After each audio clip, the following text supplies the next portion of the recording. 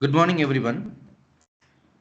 Gut health is essential for overall well being, influencing digestion, immunity, and even mental health. The gut microbiome, including its fungal component, the mycobiome plays a crucial role in maintaining balance and preventing disorders like dysbiosis. To explore this fascinating topic, it is my privilege to introduce today's esteemed speaker, Dr. Rohit Sharma, a distinguished mycologist and fungal taxonomist with over 15 years of expertise in the field. Dr. Sharma is currently the head of research and development at SAM Global University, Bhopal. Please join me in giving a warm welcome to Dr. Rohit Sharma. Over to you, sir. Thank you, Dr. Reddy. Thank you for a very nice introduction. And I once again thank the complete team for inviting me for the today's talk. Uh, Without further delay, I'll just share my PPT and go ahead with the talk.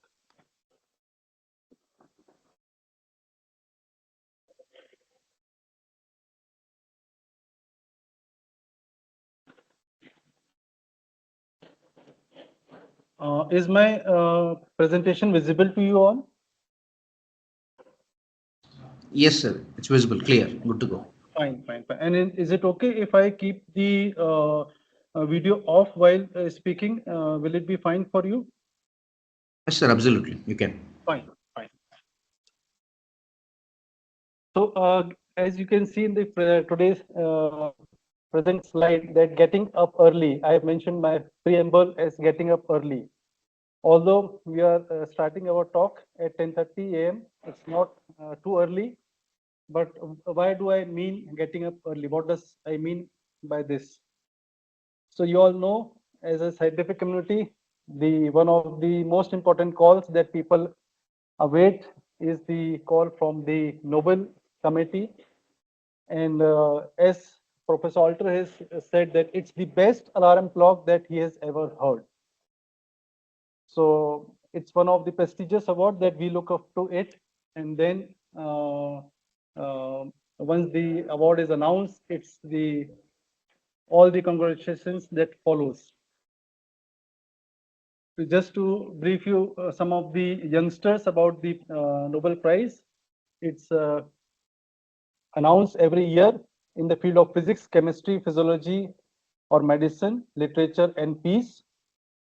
So this was installed by the businessman Alfred Nobel for the exemplary work in these fields. Why I'm talking about the Nobel Prize? Why I'm talking about having the preamble as this thing?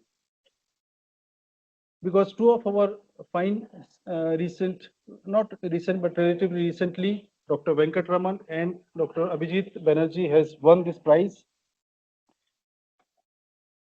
They both moved from India. They both succeeded in different parts of the world because they got the right platform to excel, the right environment or the scientific environment to work in it. However, there are many minds who also have such kind of ideas, such kind of thoughts, but they do not have the facility or the right environment. Why do I say this? Because of two reasons. One is this. One of the students, when I was having a popular lecture with the students of one of the orphanage, one of the students asked me, when we told them the gut has the microbes, gut digest, they are very helpful, all those things we were telling them. So one of the students asked that how microbes talk between themselves in intestine. Do they talk in words? Do they kind of thing? All those questions they had. And that clicked my mind ki he's talking about the quorum sensing that the microbes have. That is we popularly known as cross-talking. That means he has that thought that how the microbes are interacting between themselves in the intestine or any other environment within our body. This one of the other student, he or she asked me, how do they breathe inside the intestine with less air when there is no air, when how they can take oxygen because we can breathe outside. And in 2019, the Nobel Prize was given for their discoveries of how cells sense and adapt to oxygen adaptability. So the thoughts come into the mind. It's the person who has the facility, who has the right environment, he or she excels, the other may not have that kind of environment for the scientific things. And that's why Professor Serge has said that the wealth of a country comes from the minds of its people. With this preamble, I come to my today's talk, that is microbiome and gut health, taxonomy to gut dysbiosis. To begin with, I think the species concept, or a species, as we say, is a very old term, or it's a very quite old term. But the moment when we want to have a correct definition of the species, it's very difficult. We know we have been learning this word species since 10th or 11th class, but still when we want to define it, it's difficult. So as Darwinsky has said that the species concept is one of the oldest and the most fundamental in biology, and yet it is almost universally conceded that no satisfactory definition of what constitutes a species has ever been proposed. So that has been still a confusing thing. And why it is thing? Because earlier most of the definitions that were given were based on the biologist, that is the either the animal taxonomist or the plant taxonomist. But in the earliest, very early times, microbes were not there. So that's why earlier definitions were based on the microorganisms, that the animals and the plants. We have traveled a long distance, but still the species remains the basic unit of the tree of life. And it is the most simple term that we have been learning, but it is the most difficult to define. As we can say that a species is often defined as a group of organisms capable of interbreeding and producing and fertile offspring. But this may apply to a plant or animal, but may not apply to the strictly to the microbes, that is the bacteria and the fungi. So that is why in many cases these have been evolved based on the our need, based on the taxonomics requirement. But more precisely, now in recent terms, the DNA and other ecological niches and even morphology has come into play. Previously, the species concepts were having different species concepts. That is the uh, different species concept were there. That is the 26 species, types of species concepts were earlier known. That is based on different thing. That is the biological isolation, recognition, evolution, and different kinds of species concept were talked about. But these were basically based on the plants and the animals. Microbes were not involved into it. But later on, the four or the five major species concepts that were thing was the typological species concept, that is the based on the type material, the morphological species concept, that is based on the morphology of a divergence, biological species concept, that is emphasized on the criteria of intersterility between the organisms, ecological species concept, that is adaptation to a particular ecological niche, and phylogenetic species concept, that is the nucleotide divergence. So as we discuss here, that ecological species concept, in recent times, after the DNA sequencing has come, this ecological species concept has come into play very nicely. There are several examples in bacteria where is a light penetrating on that is bacterial populations of the same species, but if they are belonging to the upper crust of the ocean, and the one population which is belonging to the deep thing, they both will clad differently. So this ecological species concept has very clearly been demarcated with the help of DNA nowadays. In one of the studies that one of our colleague has undertaken in National Center for Cell Science, Pune, when he was working on the rhizobium in bacteria. So in similar case, in case of fusarium, in case of the wilt disease, in of fungi, they were able to have different populations, and same as the dermophytes in case of the geophilic dermophytes. Two population of the same organisms belonging to two different regions, they were grouping together, even if they were belonging to the same species, because they were occupying different ecological sites. So that's where the ecological very clearly been demarcated into it. However, some of the concepts, that is biological species concept, does not strictly apply to the fungi. However, some of the species till now are still being identified with the help of interestability. When two of these species they group together, they have the morphological same characteristics. In some cases, inoculating both these strains in the same petri dish has helped to whether they are forming the uh, kind of sexual stage or not. So if they are forming the sexual stage, that means they are two different strains, and that's why they.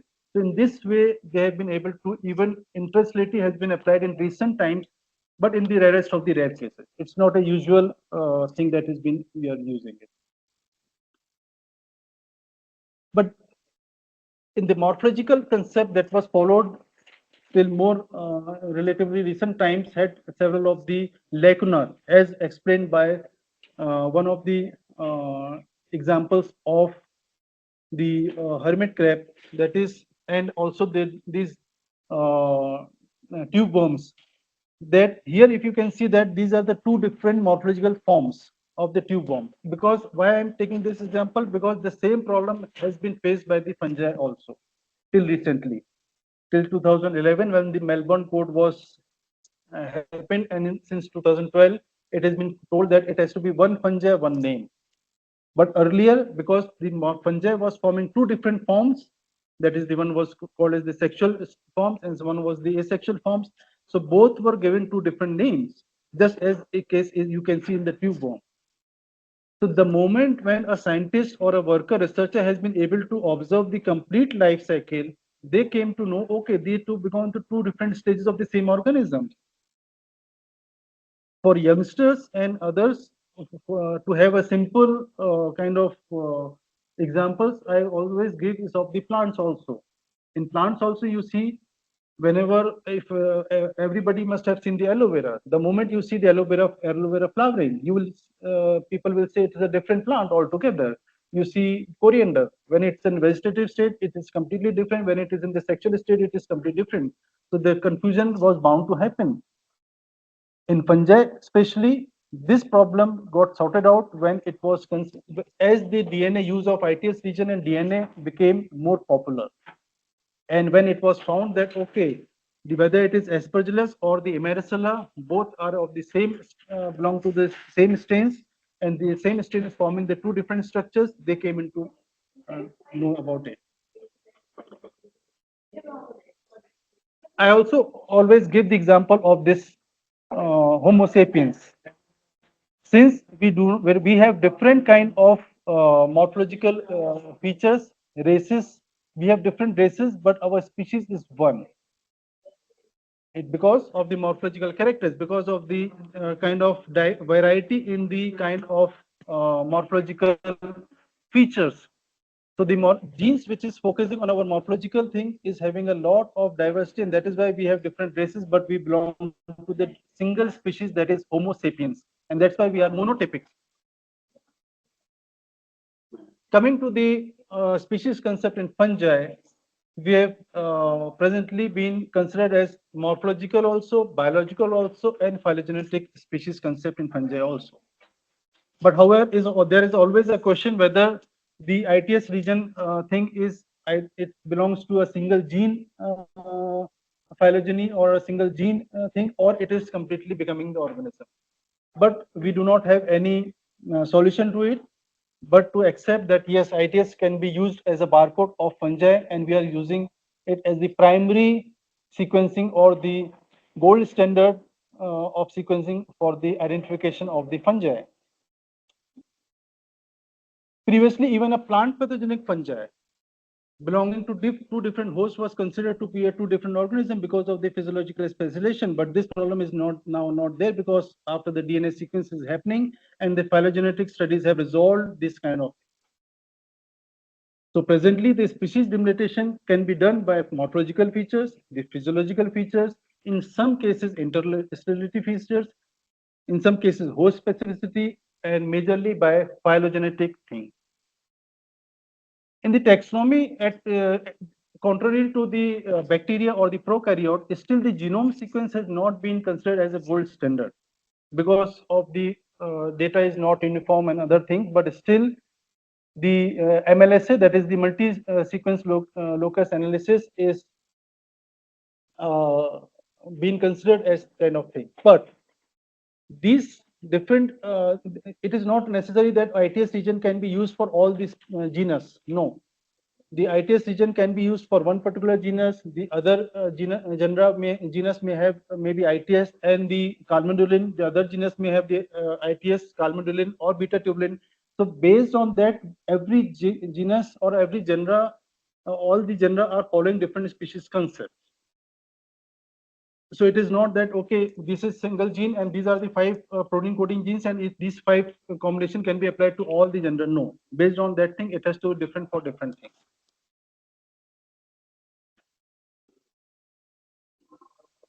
So how to proceed if we have a novel fungus?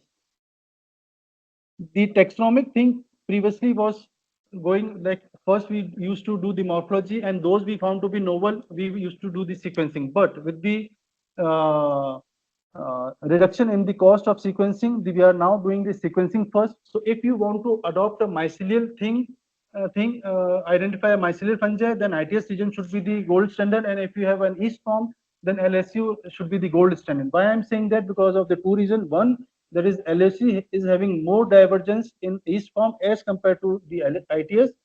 And secondly, the LSU database of yeast form is much more richer as compared to the ITS thing. But as I told earlier, that in some cases, the LSU and ITS both can be combined together, and both should be sequenced for the identification of the yeast. Here, I would like to bring up important point that we need to understand this importance of the terminology, that is the identification and characterization. There are two important things. One is one is identification, and second is characterization. When we talk of identification, the ITS region is sequencing is good enough to have the identification. And if you have the want to do characterization, then you have to generate the whole data for characterization. That is morphological, physiological, those things and everything. So we need to understand, and we only do the characterization of a novel organism. We need not to do the characterization for just already known fungi, but just they are, we want to identify it kind of. For identification, we can either use the ITS for the mycel form or the LSU for the yeast forms. Definitely, we do the blast and search. What I am following at present, since easy taxon is being used for the procreate for kind of this thing, I am using the NCBI database, and an NCBI.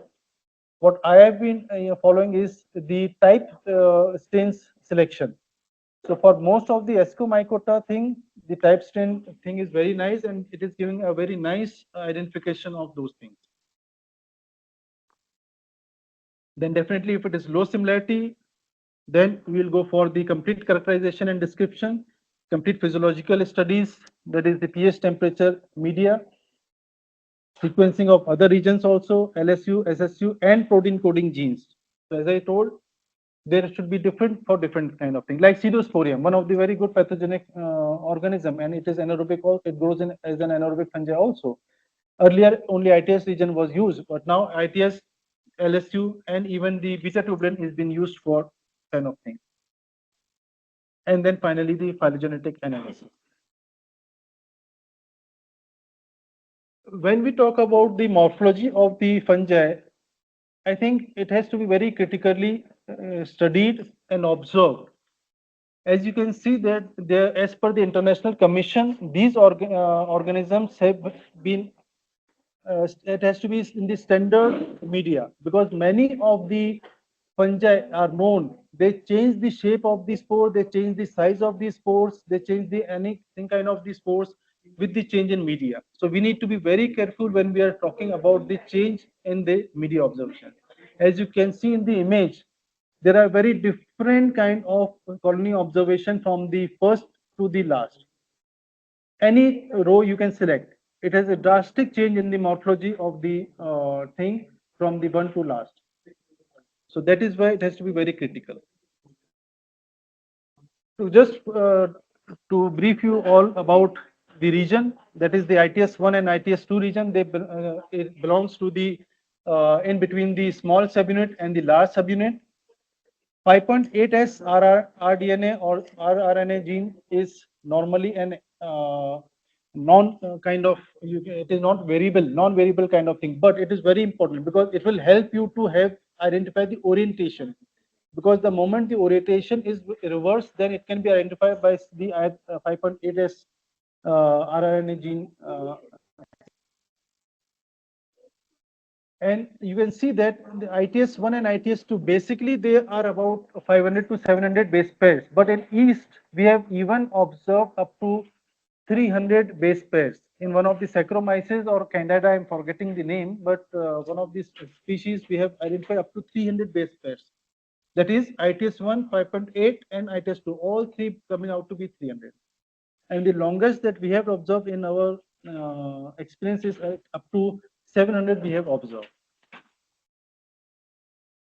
And as you can see, the D1, D2 region is in the 28S rRNA gene, and the D1, D2 is the around 600 to 700 base pair. It is called as the hypervariable region. That's why for sequencing the LSU, only this 700 base pair is considered for the identification when we are going for the Sanger sequencing and for the identification of the strain.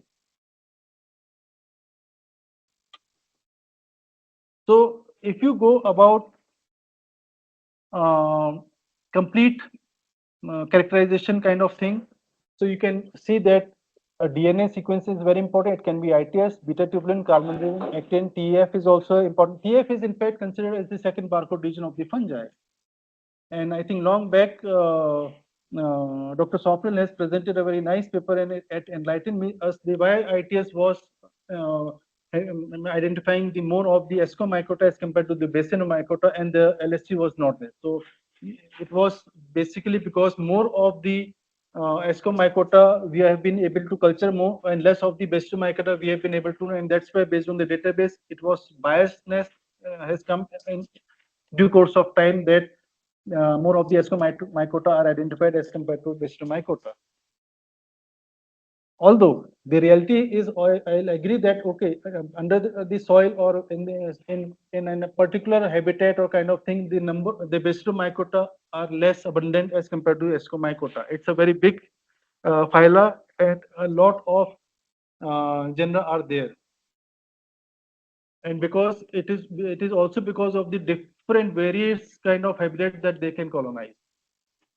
So the second is morphological, that is colony and micromorphology is very important. Physiology, definitely the effect of temperature, pH, carbon source utilization, and all those things are important. For electrolytes, yes, in case of the complex genera like Aspergillus, Penicillium, Fusarium, Coleotrichum, in many cases, even electrolyte are been identified to have the species identification, correct species characterization and identification, because some of the aspergillus they may not be resolved by the even the MLSA analysis, but there may be electrolyte extraction is required through HPLC, and then one can identify okay, these are producing these 12 electrolytes, the other one is producing 10 electrolytes, two are missing, so these can be different species. So that is also in many cases, but it's only in the complex genera. In ecology, as the definitely host and geographical origin is very important. As I discussed earlier, in case of after the DNA being utilized more commonly, so this has become very nicely. There are several examples wherein organisms are in the different location belonging to the same species, but they group together because of their geographical origin. So this helps. For a common example, as I always use, definitely it's not belonging to the pathogenic fungi, but belonging to a normal fungi, because agaricus and oyster, these are two mushrooms, that is button mushroom and oyster mushroom. One is agaricus, one is pleurotus. So agaricus always grows in soil, and pleurotus always grows in wood. So that's why if anybody comes to me and asks that, okay, so this mushroom I have found, Vince and agaricus, and tells me I have found in the wood, I'll not agree, because it is strictly found in the soil. So that's why in some cases ecology is very important.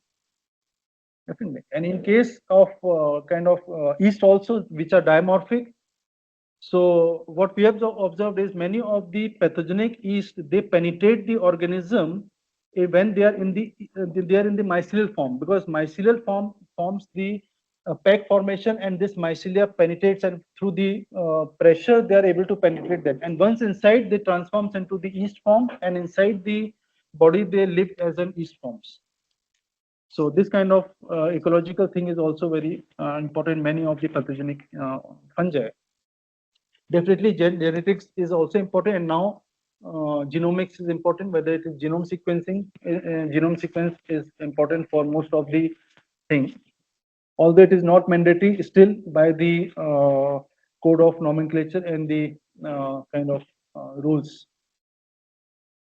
So why we are saying that it has to be polyphasic, that is the morphological, physiological, biochemical, and even the case of phylogenetic and sometimes genome also. Why we are saying that? In case of yeast, definitely when we are going for biochemical and other tests, then definitely API kit is very important. It definitely can even identify up to the genus level, and even the biologs. We have uh, done some kind of work wherein different dietary environmental samples were run through the biolog eco plates, and then it was able to, based on the different substrate, it was able to categorize different kinds of kind of species up to the genus level. So why polyphasic? Because as you can see that our DNA matches 98% to this uh, person. I think they are morphologically quite different, and I do not at all resemble to them. But jokes apart, so our DNA is 98% similar to the gorillas and 99% to them. So definitely we cannot rely only on phylogenetic. We cannot rely only on morphological. We have to have a complete holistic approach to identify any species of fungi. That is a must. That is important. So in summary, how the species concept or the taxonomy has approached. When earlier times we were having only the facilities for the morphological characterization kind of thing, we were doing characterization based on the colony, microscopic characters, all those things. So at that time we were able to differentiate some of these species, but some of them were together. And just to give you an example, when the trichoderma, only 6, 7, some few of these species were known.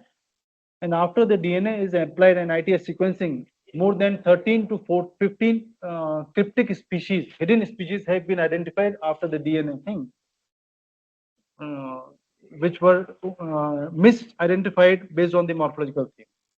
So after morphologically, when you use the physiology and biochemical characteristics, you can segregate or you can differentiate between some other species. The more advanced tools you use, whether it is the 16 in case of fungi, whether it is the ITS region, in case further advanced, if you are doing the MLSA, that is the TF sequencing, beta tubulin, calmodulin, and so in other protein coding genes, again you can segregate and differentiate the two cryptic species. And finally, in case of fungi or the yeast, if you are doing DNA hybridization, or in case you are doing the genome sequencing, you'll be able to clearly differentiate two very closely related species or cryptic species. So, in other terms, our taxonomic taxonomy is quite dependent on the technique we are using. So, the more advanced technique we are using, the more advanced we are getting in kind of thing. We are able to define different rules for this thing. So I need to talk something about the criteria and the concept. So definitely there is a concept of species, whether it is a morphological concept, physiological concept, and the points that I mentioned in the black fonts are the criteria we are using. So molecular identification of phylogeneity is the concept we are using, but what criteria we are using? It can be ITS, it can be TEF, it can be beta tubulin. So we need to understand between the difference between the species concept and the species criteria we are using to fulfill that species concept. Okay. Now, moving forward, we have traveled a long distance in case of next generation sequencing, whether it is Illumina, whether it is your nanopore. We have traveled a long distance. When I say long distance, what we mean? mean the distance between Earth and Sun in terms of physical distance, but in terms of the kind of sequence length we are generating through the next generation sequencing. Around just 3, 4, 5 years ago, it was 200 base pairs OTUs we were generating, and now it is more than 700 base pairs, maybe 1000 and more. And the error-free data is now being generated. Earlier, there were more of errors were there. The confidence was less. Many times hybrid mode were used. Both the Illumina and the Nanopore were used. Now the confidence is more, error is less. So we have traveled a long distance from the annotation to the identification. Why I say annotation to identification? When we were working with the 200 base pairs OTUs, we were annotating the sequencing. When we talk about annotation does not mean identification. We are just assigning that OTU to a particular species. If you are doing up to species level, to a genera, if we are annotating up to genera level, to the phyla, if we are compiling the data to the phyla level. 200 base pair, with the help of 200 base pair, we cannot identify a particular OTU or a complete thing. But since the sequencing length is getting increased, now we are getting more of the reads are there, good reads, and length has increased. So now we can definitely say that yes, we are even identifying through the NGS techniques.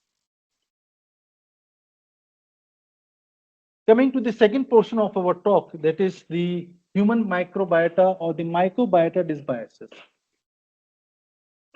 So dysbiosis, in general terms, definitely we know that is the disorientation we can say, or misproportion we can say, or disbalance of the fungal biota within the intestine or the gut, which causes different, which may lead to different kinds of symptoms, different kinds of maybe we can say disease or things, but basically it will be an imbalance of the normal biota of the gut.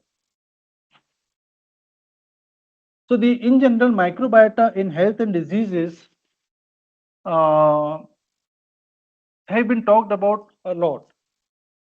Now we clearly know that our body or our different parts of the body, whether it is the oral, whether it is the vagina, whether it is the gut, whether it's the skin or the respiratory organs, all have a normal flora of microbiota.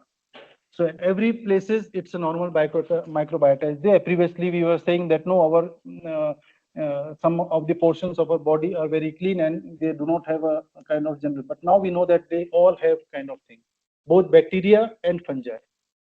And there is a complete kind of gut-brain axis that is going on.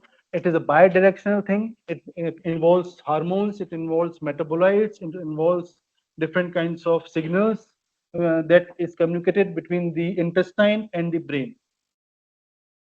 Before I move forward to my talk, I would just like to mention I should say, a belief or kind of thing, which I have more recently been becoming firm.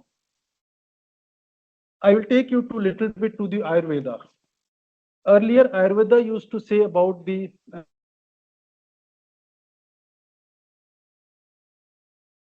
is disturbed.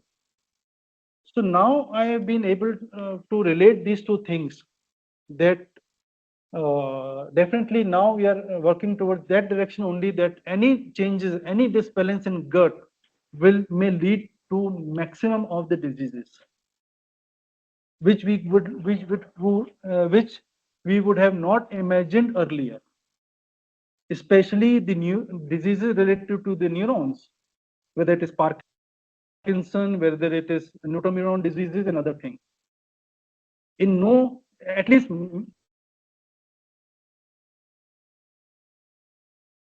that okay, the gut can give rise to a diseases such of neuron diseases such as Parkinson, the kind of thing. We would say it is a genetic disease.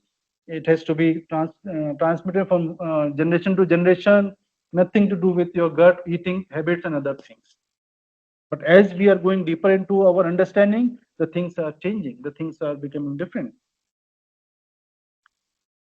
So as I told earlier, that any disbalance in the microbiota population of our body, whether it is at the surface or whether it is intestinal. It may lead to dysbiosis. It may be inflammatory disease, bowel disease, which is the most common, one of the most popular and the most means frequently worked thing is the Crohn's disease, ulcerative disease, inflammatory bowel disease. These have been very well worked upon. In case of kidney diseases, we have seen that some of the studies which have proved very promising was the going in NCCS was the stone. Even the gut microbiota was uh, kind of influencing the stones formations in the kidneys and the gallbladder kind of thing. And definitely now with the more number of publications and more number of research, we are coming into the brain disorders, that is the Parkinson's disease, Alzheimer's, even depression, even kind of mental disorders. Diabetes has been established. Respiratory disease has been established because of the microbiota dysbiosis. Different cancers has been established because of the microbiota dysbiosis. And now heart diseases have been, even liver diseases have been established because of the this thing. And several studies are going around the world. At present, much of the focus people are giving on the microbiota related clinical trials in the region through the mouse model and other things. And very promising results are coming out. And that's why more of the funding is now towards this gut microbiota.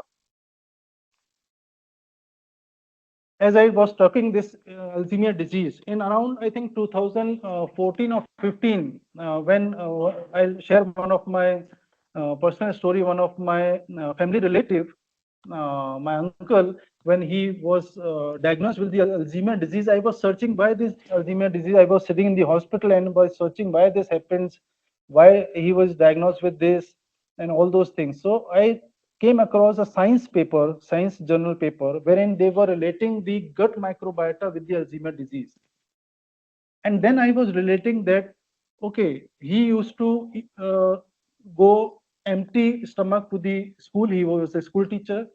He used to drink tea and some kinds of oily samosa and other things in the daytime. And at night, after returning around 8 p.m., he used to have a dinner. And he was thin, lean. He had a lot of constipation problems throughout his life.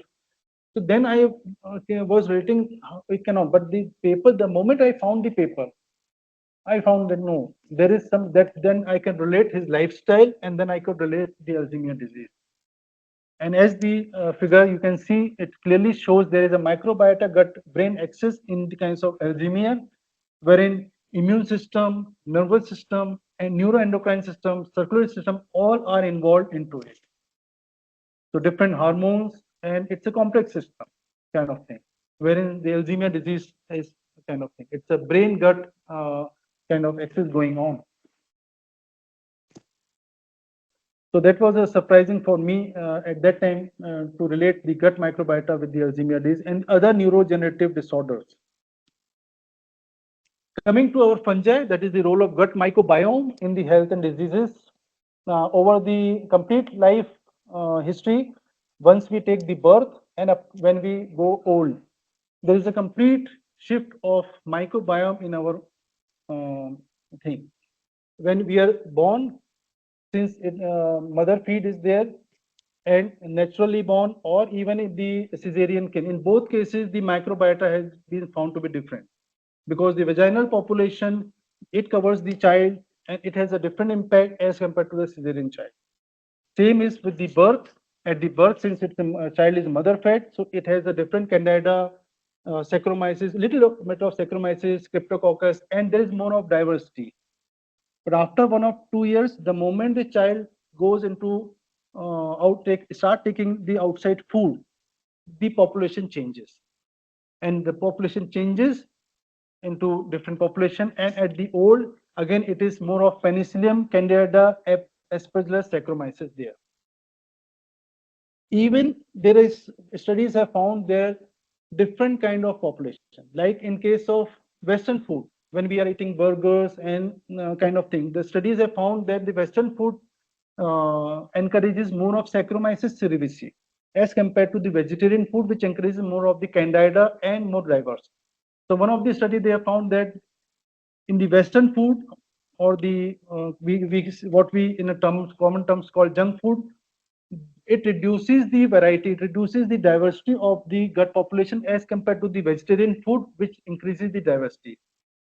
And I tell you, I think why we say that more diversity is good, because in studies they have found that if Saccharomyces cerevisiae is dominating, that is the single most important factor, then if we can understand that a single dysbiosis in the population or disbalance in the population of Saccharomyces itself may create a lot of dysbiosis in our gut, as compared to where diversity is more diversity is there the division is divided, the load is divided. So even if one fungal population having this biases, that will not cause major problem to the body or health issues, because 4 or 5 microbes together are having that thing as compared to a single population of Saccharomyces cerevisiae. So in earlier life, gut fungal colonization is affected by the maternal diet, delivery mode, how the child is delivered, gestational age at birth, infant feeding mode and environment. And at maturity, definitely our population geography, ethnicity, urbanization, lifestyle, and these things will affect the population of the gut. Now, gut microbiome dysbiosis after sepsis and trauma. The studies have very clearly found that both in sepsis and trauma settings, up to 2 weeks post sepsis and trauma, they found that these disbalances may occur. So once the sepsis occurs or the trauma of the patient occurs, there is increase in the Candida population, there is decrease in the commensal microbiomes. As you can see, the in the left hand side yellow bar graph, in case of sepsis and trauma, as compared to the control, the population of Mycomycota and the Bastomycota have reduced as compared to the Ascomycota. Ascomycota population has increased.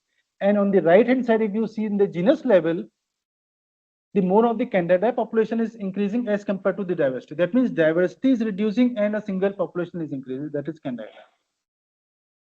So that means again, infection vulnerable pathobiome has occurred. So it is both cases. Trauma is causing this thing and this is causing the trauma, sepsis. So both thing goes kind of thing. So the gut microbiome dysbiosis contributes to the development of hypertension. Yes, it's now very well established that in case of the hypertension, normotension and pre-hypertension. If you see the population dynamics of the thing, again in the pre-hypertension, it is more of the diverse, as in case of hypertension and then case of nutension.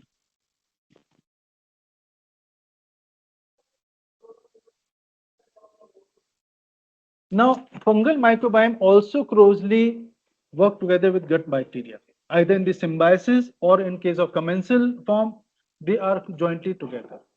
So definitely, we should not, or I do not claim that the gut microbiome disbalance is affecting this thing. It is all together. Gut bacterial microbiome is also playing an important role. So both together are playing an important role for the dysbiosis. The multifaceted factors influence the gut microbiome and the microbiome interaction. The microbiome studies are currently focused on the fungi residing in healthier disease models, and more research need to be done to know the understanding or to understand the interaction between the myco and the micro, that is the fungal and the bacterial population interactions.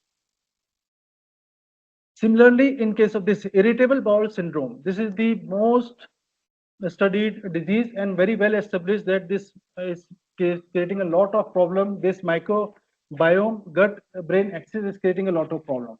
Again, I go back to the thing of Ayurveda, that is any disbalance in the gut will affect the kind of thing. The microbiome is also impacting the other things. That is definitely biofilm is an important factor, which in turn is affecting the case of cytokinins, then in turn affects the immunomodulatory components of the biofuels, and finally causing increased oxidative damage and apoptotic cell deaths. It's a complete cycle that is going on in case of Crohn's disease. Then while mapping the human microbiome, that is the fungal population in middle age and the elderly adults, it has been found that in earlier things, the Saccharomyces, it increases the short chain fatty acids, and the short chain fatty acids causes the insulin sensitivity into it. So for the diabetes also, it is very well established that the gut microbiome is essential component for the same. And in older people, the Penicillium, Candida, Saccharomyces aspergillus are most common genera in the gut microbiome.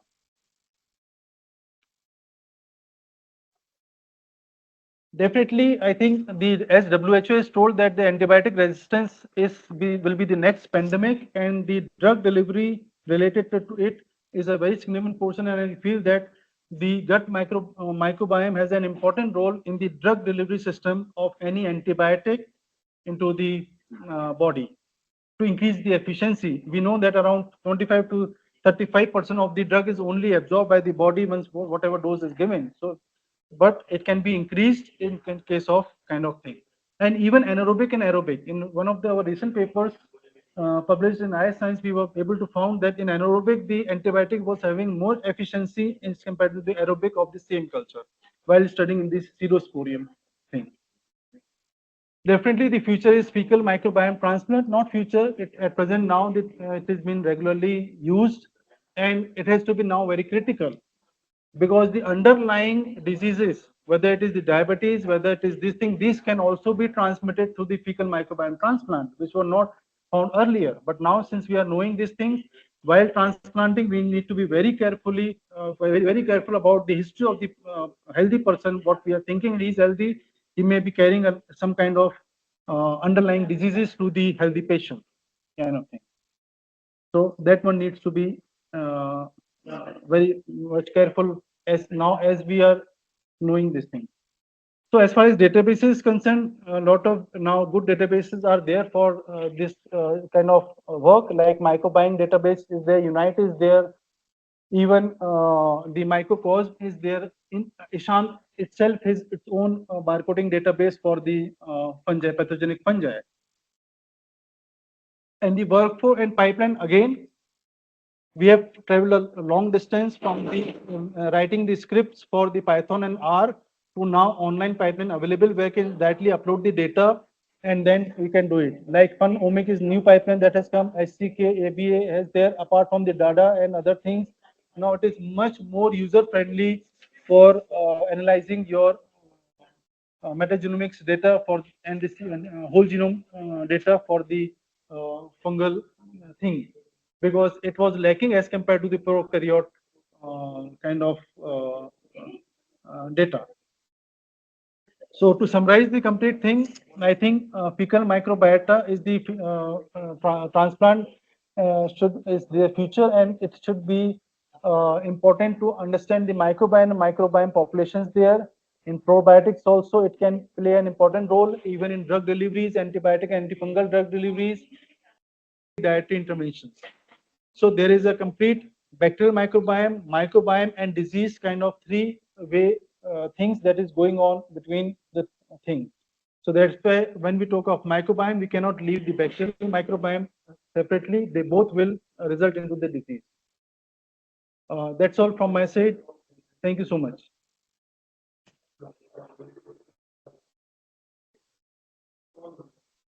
Thank you so much, Dr. Rohit. It was an incredible presentation. Starting with the unique and thought-provoking question from a student, you captivated us throughout the webinar with your in-depth knowledge and engaging presentation, and especially your detailed explanations. Firstly, it's a colorful presentation to me. That's supposed to be well-structured flowcharts, images, and fascinating illustrations. It was really amazing, and especially you're touching that neurodegenerative disorder that is related to the gut microbiota was phenomenal. And with the enriched global insights into the field that truly made this session a treasure trove for information. So it was evident of how passionately you shared your expertise, leaving the audience inspired, more curious about the fascinating world of microbiome and gut health. So thank you so much for accepting your invitation and taking the time to deliver such an extraordinary talk. Your contributions have made this webinar memorable and an impactful experience. We are looking forward. And meanwhile, we have questions from the audience. If you're okay, we'll go with Q&A session. Yes, a couple of questions we can take. I'll be moving for a meeting in our university, but we can take a couple of questions. Yes. Yes, yes, please. Thank you. Prior to that, I have a question actually. Yeah. Uh, as given the evidence, that growing evidence on the gut brain axis, and how can a gut microbiome modulation or interchanging enhance this neurological function? So basically, whatever literature I have gone through, it clearly says that it's the metabolic release that is happening, change in the metabolic release, and first the population changes. Like in one of the study that they have observed is that there is increase in the population of the Saccharomyces cerevisiae, and the moment the increase in the population of Saccharomyces cerevisiae, the other population have come down. So the metabolic that release it changes the hormonal imbalance, and then it affects the neuron. It becomes the healthy and the kind of neuron. In similar case, I'll suggest that earlier when I was reading the literature, in the Ayurvedic thing, when I saw, it was clearly mentioned that the neurons regenerate. But the allopathic treatment or the science or the literature clearly showed that the neurons cannot be regenerated. But in the science paper of, I think, 2017 or 18, I read that the neurons can also regenerate with the change in the hormonal thing. So I think it's basically the metabolic change and metabolite change in the hormonal change, and then it is degenerating the neuron. So that's what I have been able to understand. Great. So both allopathic and Ayurvedic has potentially emphasizing that to generate the neurons. That is what you are Yes. mentioning. Yes. So it is basically saying that now the neurons can, even in there is a recent paper, I think 1 or 2 years back, I read that now even the uh, allopathic medicine also says that yes, neurons can be regenerated. What earlier used to be a kind of notion that no, neurons once dead, it cannot be generated. That brain, only the other side of the brain has to take up the function of the paralyzed brain. But no, now they are coming into the notion, yes, neurons can be regenerated. And even in our books and the textbooks, we have studied in our earlier literature that when we were in the school days and the college days, that neurons is the only things that cannot be regenerated, will not be kind of thing. But that notion is changing now. Great, great. Yeah, and we have a couple of questions from Dr. Ramya here. Can we have any probiotics or antifungal treatments be tailored to manage fungal dysbiosis in the gut? Uh, For the bacteria, yes, it's known. For the fungal, I do have to check the literature, because whether any fungal probiotic is available or not. Number one. Number two, but however, when we were in, because you see, fungal thing is very restricted when we are taking from outside kind of thing. But in one case, I can say when we were having, when I was in Pune and we were receiving the samples of the corona for the fungal infections, we could clearly observe that it's the sputum and other things. We were having neurospora. Neurospora was the one thing that was never, I have not seen that it has to be pathogenic. But in case of the mucormycosis kind of infection that was prevalent during the corona times, what we found that the vegetable vendor were infected with that thing, and he was infected with the neurospora in their lungs. So when we were seeing the history, we found that the neurospora was, he was a vegetable vendor, and then we could relate that, okay, this fungus has gone through his. So this was the infection kind of thing. So, but as far as, so the point is, the from outside, the fungal thing can enter to the gut microbiota. The things are available, whether it is gut, whether it is intestinal thing, or the even the lungs are the thing. But as far as probiotic is concerned, I have to see the literature whether it can. There is a probiotic for controlling the dysbiosis in the intestine, fungal Hi, probiotic. hi, Dr. Rohit, Prasad here. Yeah, Dr. See, Prasad, good morning. yeah, good morning. So to add on this, Saccharomyces boulardii is approved probiotic, that is, which is widely used throughout the world, is having very beautiful effect on the infected stomachs. Similarly, Saccharomyces cerevisiae also some people use. These two are again fungi. And there are many other typical fungi are all, under GRAS certification consideration, which are under the pipeline, not yet completely. There are a couple of more are coming up. Yeah. Thanks, Dr. Prasad, for the insight. My query is, these are Indian strains or they are the strains from outside?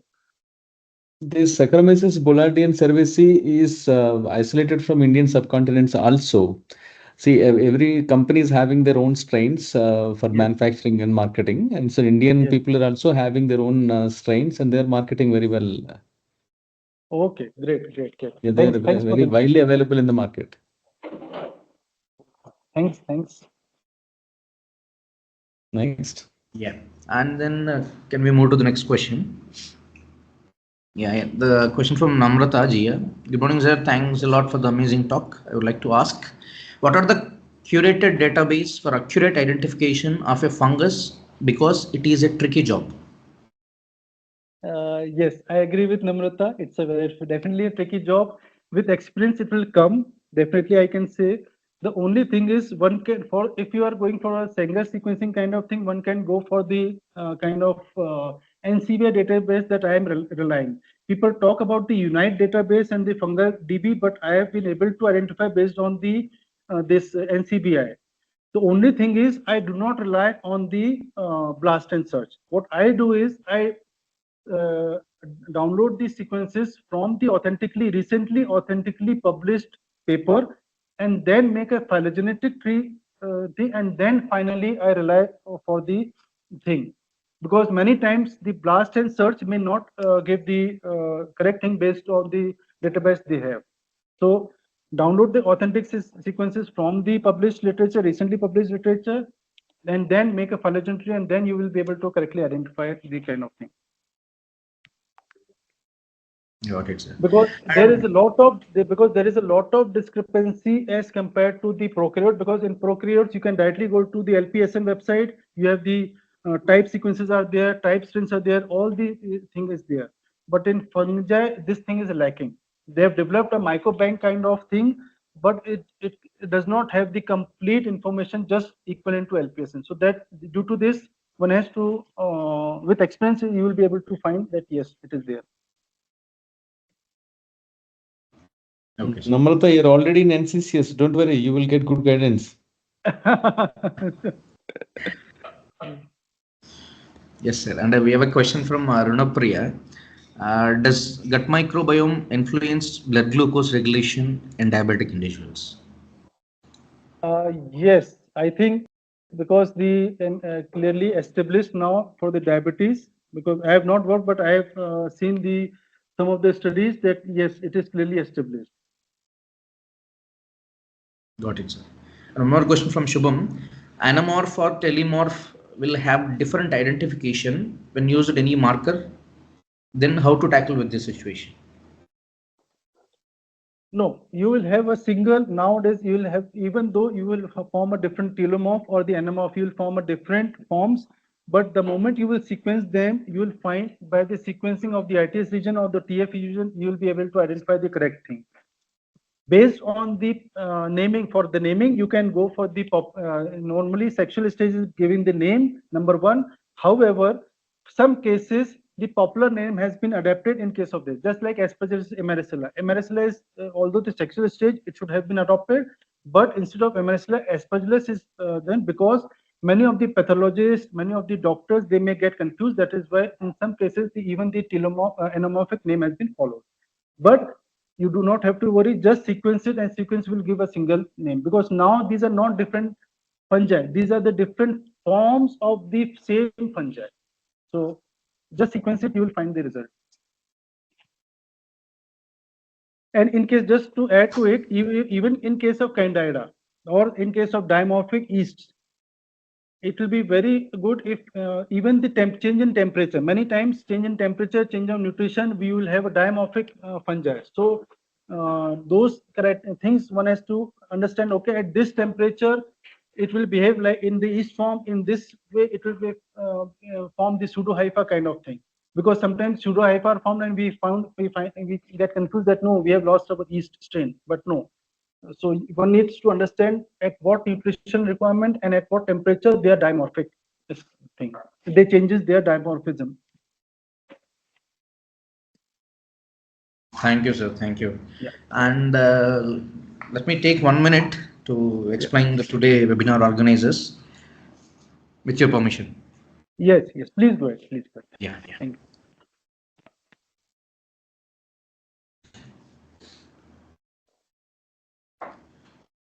Is my screen visible, sir? Yes, yes, yes. Visible. Yeah. So today webinar was profoundly organized by Progenics, and we are very fortunate to have Dr. Rohit with us. And we hope that everybody found today's webinar was enlightened, informative, and with a lot of informative pictures and very colorful slides and presentations. He nailed the session. And thank you for accepting our invitation, sir. As Progenics is the leading leader in the genomics field, so we are into the market of whole exome sequencing, and not only just focusing on regular medical genomics along with the preventive genomics and the services we provide. One moment. Yeah. So specializing in cutting edge genetic testing, including next generation sequencing based assays, at Progenics, we are dedicated to forefront of precision medicine, harnessing state of the art high throughput machinery to provide accurate and actionable insights. Our laboratory is not just about technology, it's about the people behind it.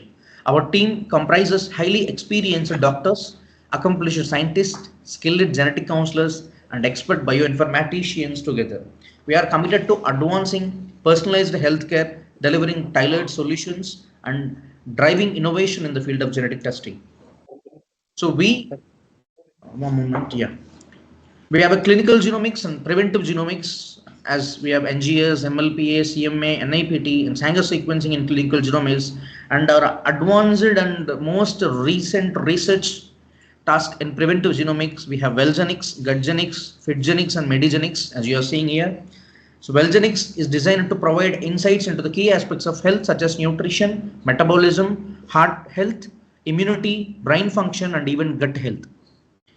So these are the products. We have Fitgenics, Medigenics, Wellgenics, and especially Gutgenics, where you can cross-check with our website www.progenixlab.com. You can find our recent advanced products and what we are expressing with our most recent products with our team.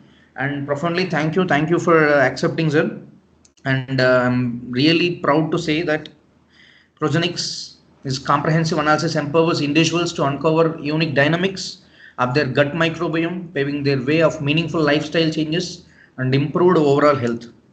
And a heartfelt thank you to all the enthusiastic learners, researchers, and attendees who joined us this morning. Despite the early hour, your dedication to learning and exploring new knowledge was truly inspiring. So we deeply appreciate your commitment and curiosity. Thank you once again for making time in your day with us, and we are looking forward to welcoming you to our future events. Stay curious and keep exploring. Thank you. Thank you.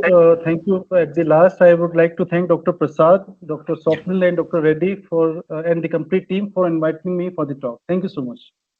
Thank Thank you, you, sir. Rohit. Thanks for accepting and giving wonderful talk. Thank you very much. Thank you. Bye. Bye.